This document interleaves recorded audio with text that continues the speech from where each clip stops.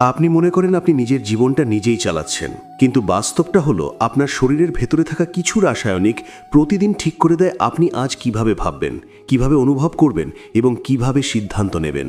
আপনি কখন অলস হবেন, কখন ভয় পাবেন, কখন শুরু করেও মাঝপথে থেমে যাবেন, এই সব কিছু নিয়ন্ত্রণ অনেক সময় আপনার হাতে থাকে না, থাকে আপনার হরমোনের হাতে।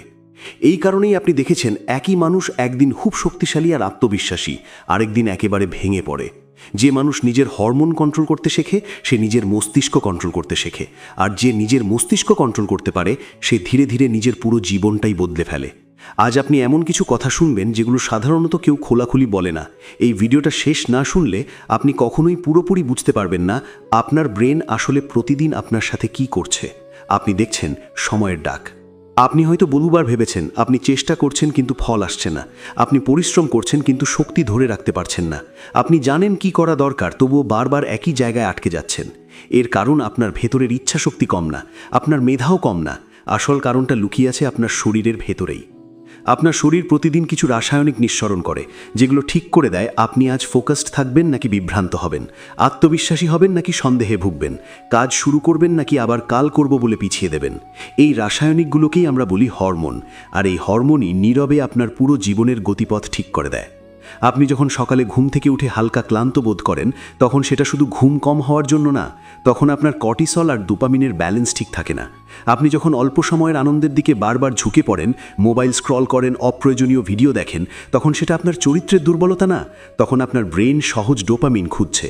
এই কারণেই আপনি দেখবেন আপনি অনেক কিছু জানেন কিন্তু করতে পারেন না, অনেক স্বপ্ন দেখেন কিন্তু এগোতে পারেন না। সময়ের ডাক বারবার বলে সমস্যা আপনার ইচ্ছায় না, সমস্যা আপনার সিস্টেমে। যে মানুষ নিজের শরীর আর মস্তিষ্কের এই সিস্টেমটা বোঝে না সে সারা জীবন নিজেকেই দোষ দেয়। সেভাবে সে অলস, সেভাবে সে যথেষ্ট ভালো না, সেভাবে সে অন্যদের মতো পারছে না। কিন্তু সত্যিটা হলো সে মানুষটা কখনো শেখেনি কিভাবে নিজের হরমোনকে নিজের পক্ষে কাজ করাতে হয়। যেদিন আপনার ডোপামিন ভুল জায়গায় খরচ হয় সেদিন আপনি বড় কাজ এড়িয়ে যান। যেদিন আপনার কর্টিসল নিয়ন্ত্রণের বাইরে চলে যায় সেদিন আপনি ভয়ে সিদ্ধান্ত নিতে পারেন না। আর যেদিন আপনার সেরোটোনিন আর টেস্টোস্টেরন ঠিক থাকে সেদিন আপনি অবাক হয়ে দেখেন আপনি নিজেই নিজের উপর ভরসা পাচ্ছেন। এই বই আমাদের একটা গুরুত্বপূর্ণ সত্য শেখায়। আপনি আগে নিজের শরীরকে বুঝবেন, তারপর নিজের মনকে নিয়ন্ত্রণ করবেন, আর তারপরেই জীবনের বাইরে যে পরিবর্তন দরকার সেটা আসতে শুরু করবে। সমাজ আপনাকে সবসময় বাইরের কথা শেখায়, বেশি কাজ করো, বেশি চেষ্টা করো, আরও চাপ নাও, কিন্তু কেউ আপনাকে শেখায় না কিভাবে চাপ কমাতে হয়, কিভাবে ব্রেনকে শান্ত রাখতে হয়, কিভাবে শক্তিকে জমিয়ে রাখতে হয়।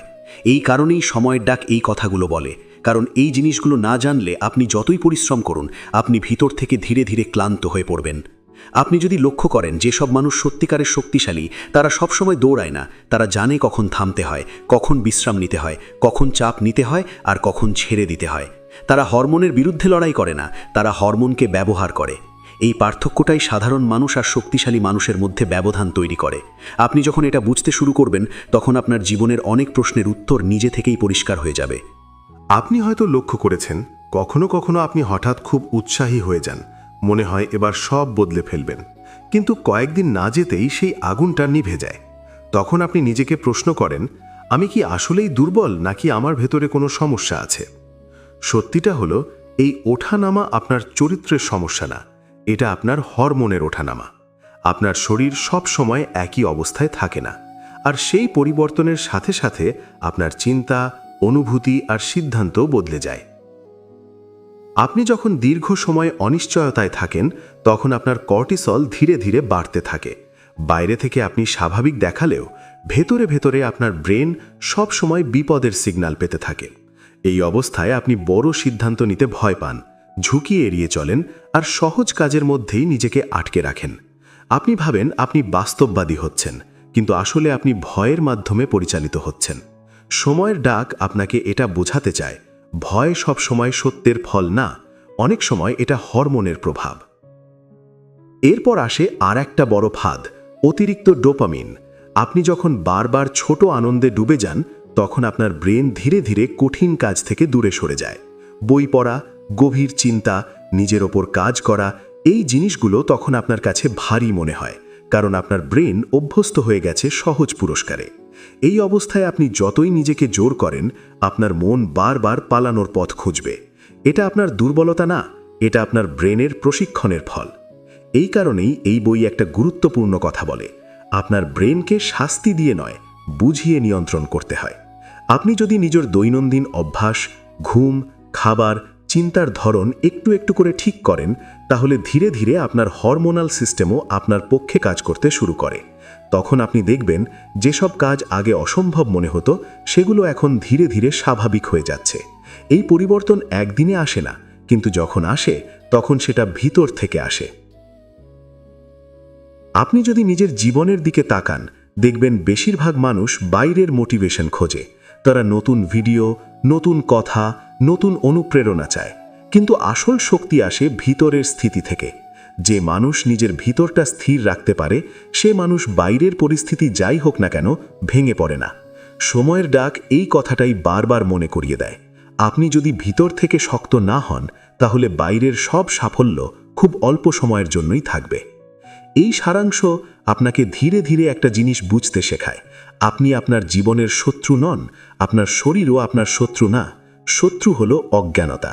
আপনি যত বেশি বুঝবেন আপনার শরীর আর মস্তিষ্ক কিভাবে কাজ করে, তত কম আপনি নিজেকে দোষ দেবেন, আর তত বেশি আপনি নিজেকে গড়ে তুলতে পারবেন। এই বোঝাপড়াটাই আপনার জীবনের সবচেয়ে বড় টার্নিং পয়েন্ট হতে পারে।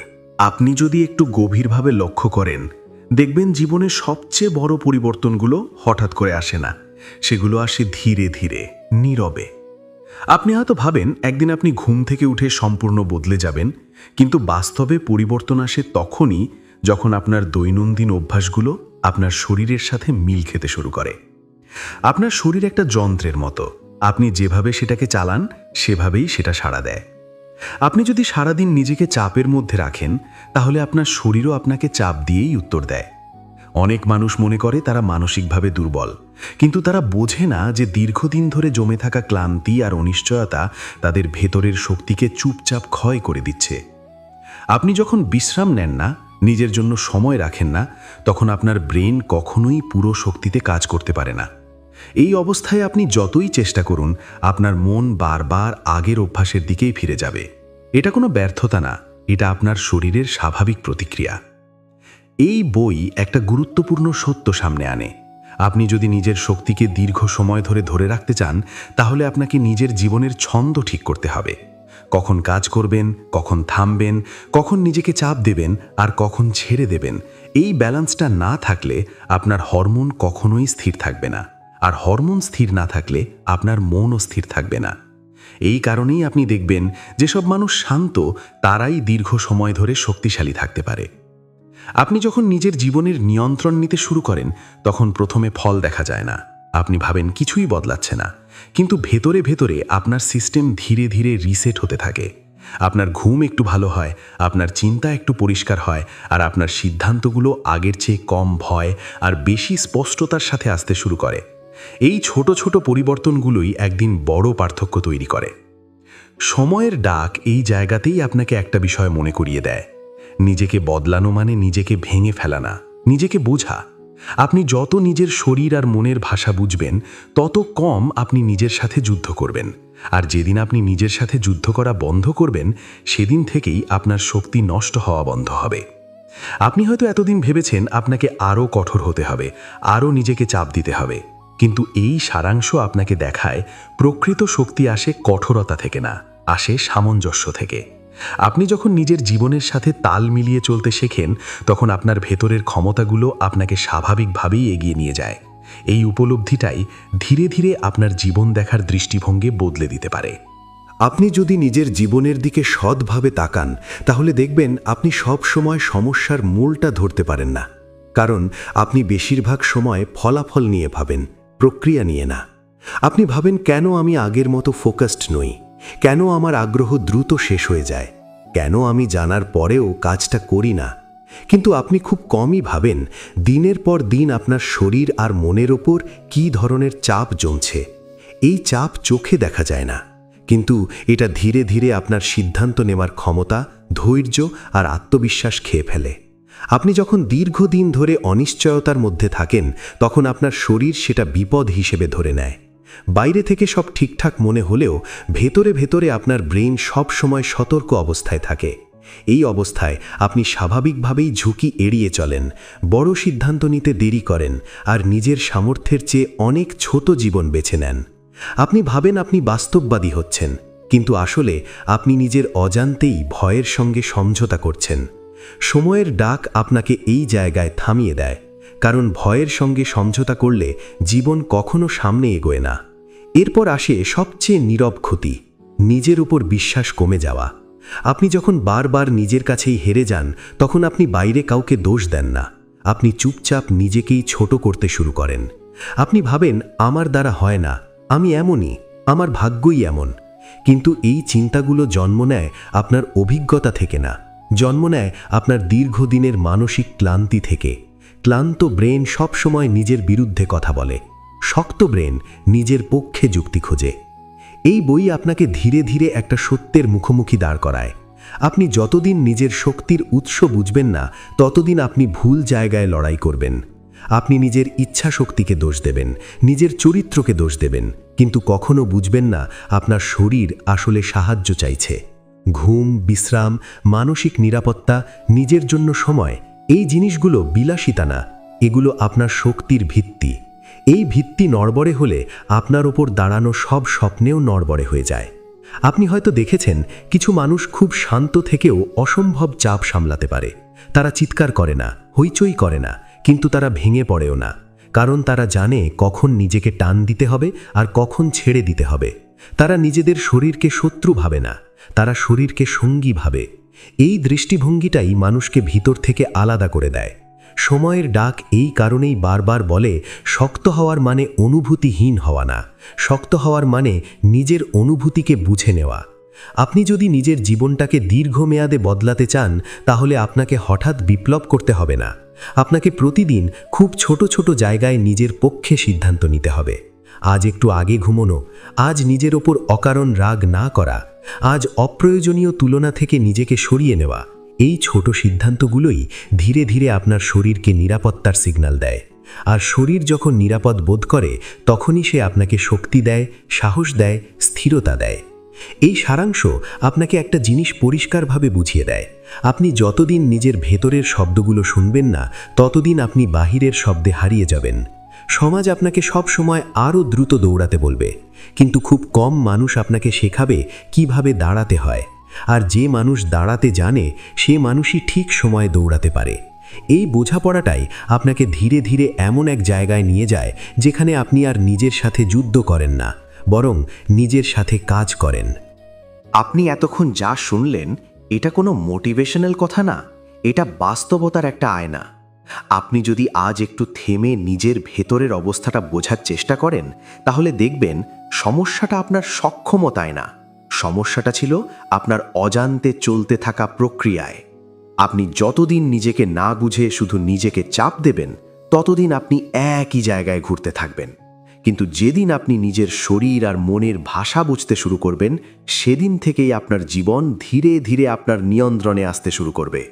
এই সারাংশের আসল কথা একটাই, আপনি দুর্বল নন, আপনি শুধু এতদিন ভুল জায়গায় যুদ্ধ করছিলেন।